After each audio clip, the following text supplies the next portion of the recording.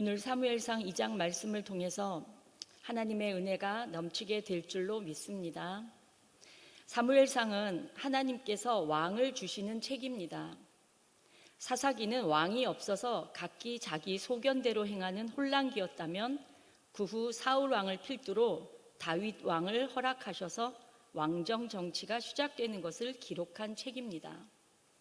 지난 1장에서는 한나가 아이를 임신하지 못하는 슬픔을 기도하여 하나님의 허락하심으로 사무엘을 얻었습니다.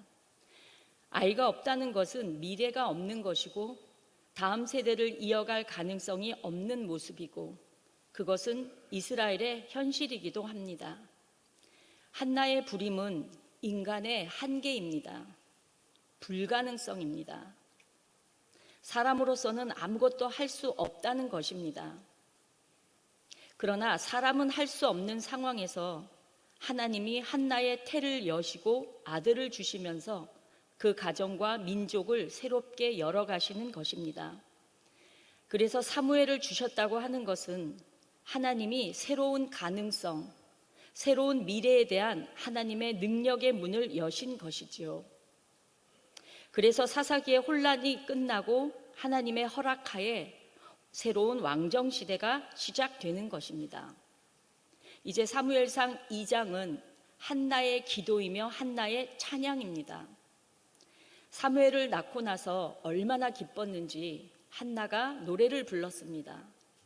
이 노래의 가사를 잘 살펴보면 하나님께서 얼마나 그 백성을 사랑하시는지, 하나님이 얼마나 놀라운 일을 이루시는가를 알 수 있습니다. 이 한나의 찬양은 한나의 노래로 끝난 것이 아니고 지금도 반복되고 있고 우리 하나님의 나라를 향한 주의 백성들의 승전가이기도 합니다. 왜냐하면 이 가사를 잘 보시면 도저히 한 가정에 아들을 주셨다고 기뻐하는 노래가 아닙니다. 우리 가정에 아들이 생겼다. 와! 이렇게 개인적인 기쁨을 노래한 것이 아니라 이 나라와 민족을 살리시는 하나님을 찬양하는 노래입니다. 이제 말씀을 한번 보겠습니다.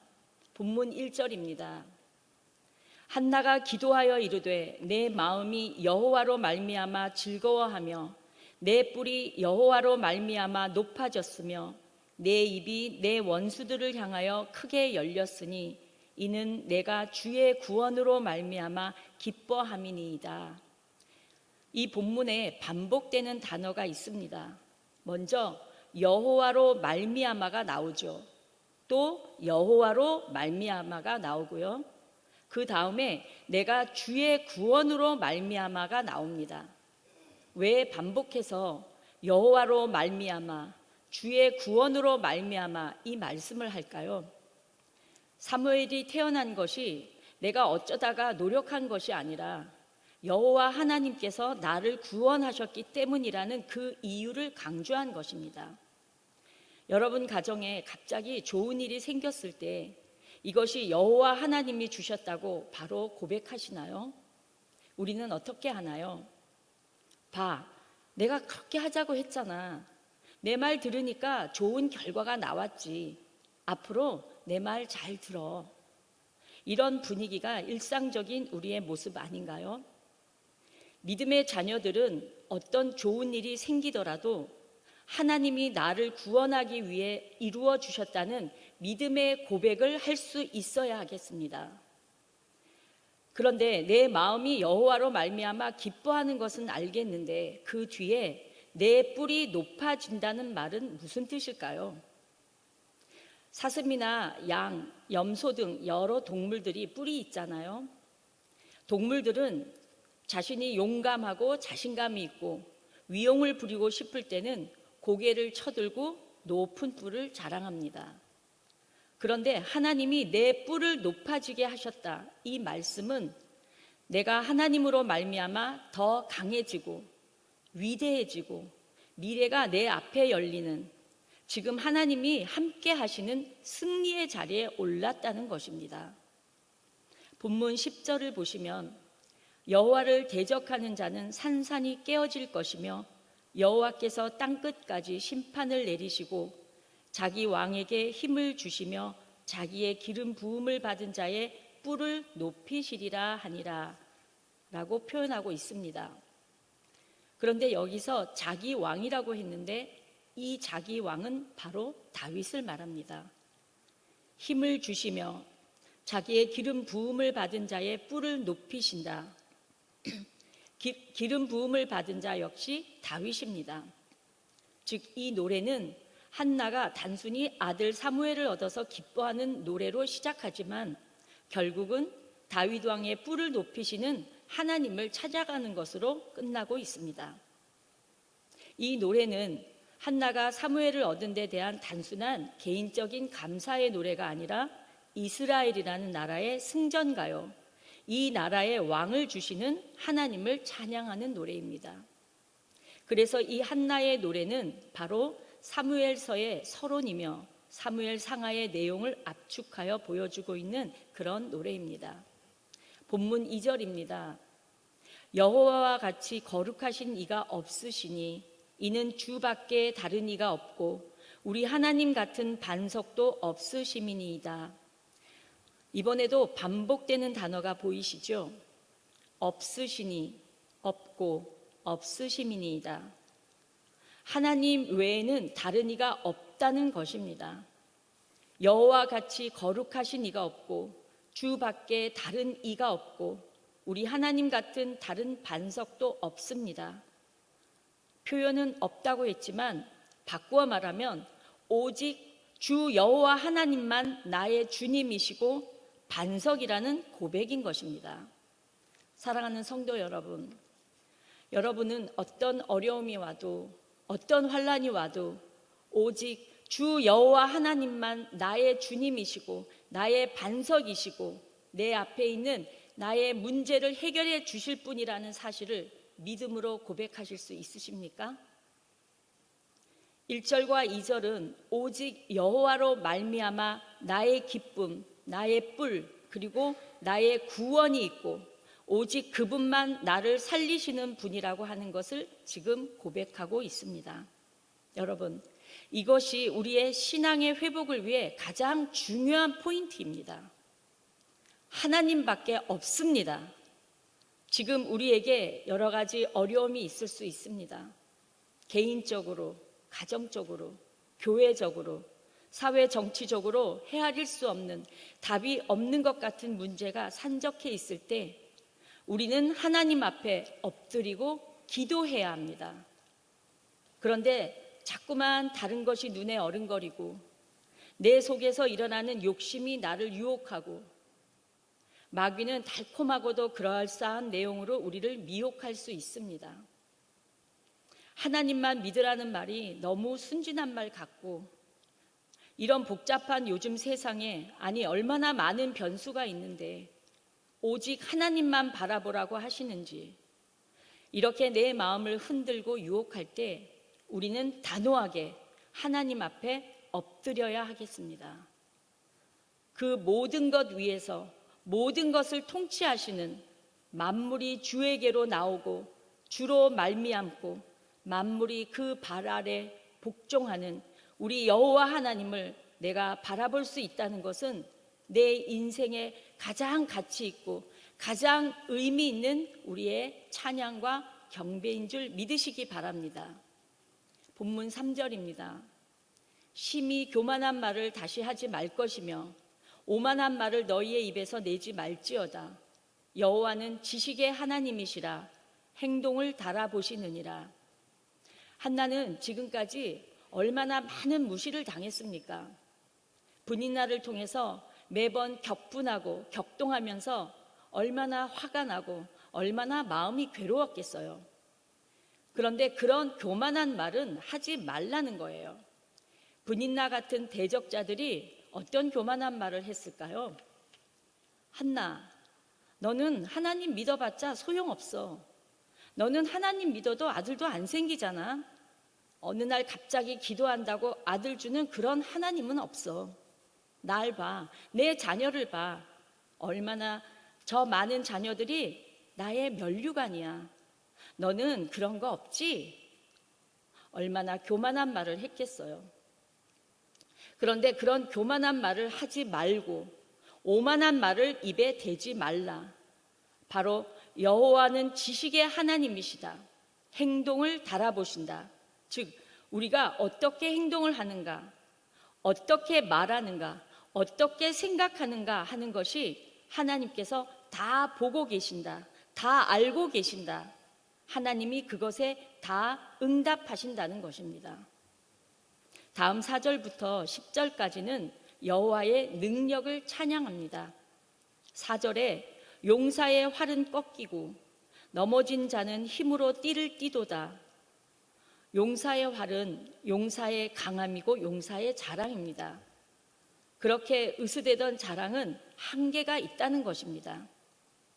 이스라엘의 초대왕 사울은 스스로 큰 자라고 생각하며 제사장을 무시하고 하나님을 무시하다가 그의 활이 꺾이게 되죠. 그 아들 요나단이 얼마나 대단한 용사입니까? 그 요나단의 칼도 꺾이게 됩니다. 인간의 자랑은 꺾입니다. 인간의 힘으로 왕위를 유지하려면 꺾입니다. 5절입니다. 풍족하던 자들은 양식을 위하여 품을 팔고 줄이던 자들은 다시 줄이지 아니하도다. 전에 임신하지 못하던 자는 7을 낳았고 많은 자녀를 둔 자는 쇠약하도다. 풍족하게 가진 자는 품을 팔게 되고 없어서 줄이던 자는 하나님이 일으키십니다. 우리 하나님은 역전의 하나님이십니다. 다윗은 아무것도 없는 정말 밑바닥 인생을 살며 양이나 치던 목동이었는데 그 다윗이 하나님의 손에 붙잡혀 한 나라의 왕으로 일어서게 되었지만 사울이라고 하는 대단한 왕은 하루아침에 추락하도록 하시는 이것이 바로 하나님의 손에 있다라고 하는 것입니다. 6절과 7절은 밑줄을 그어 두시고 두고 묵상해 보시기 바랍니다. 죽이기도 하시고 살리기도 하시며 내리기도 하시고 올리기도 하시고 가난하게도 하시고 부하게도 하시며 낮추기도 하시고 높이기도 하시는도다. 이 모든 것이 다 하나님의 손 안에 있다고 하는 것입니다. 이것은 무엇을 말합니까? 하나님 앞에 겸손해야 된다는 것이죠. 그리고 또 한 가지는 때로는 하나님이 낮추신다고 우리 자신이 그것 때문에 절망할 필요가 없다는 것입니다. 한나가 아이가 없어서 낮아졌으나 태를 여셔서 그를 다시 높은 곳으로 올리기도 하시는 분이 우리 하나님이시기 때문입니다. 죽이기도 하시지만 살리기도 하시고 내리기도 하시지만 올리기도 하시고 가난하게도 하시지만 부하게도 하시고 낮추기도 하시지만 높이기도 하신다.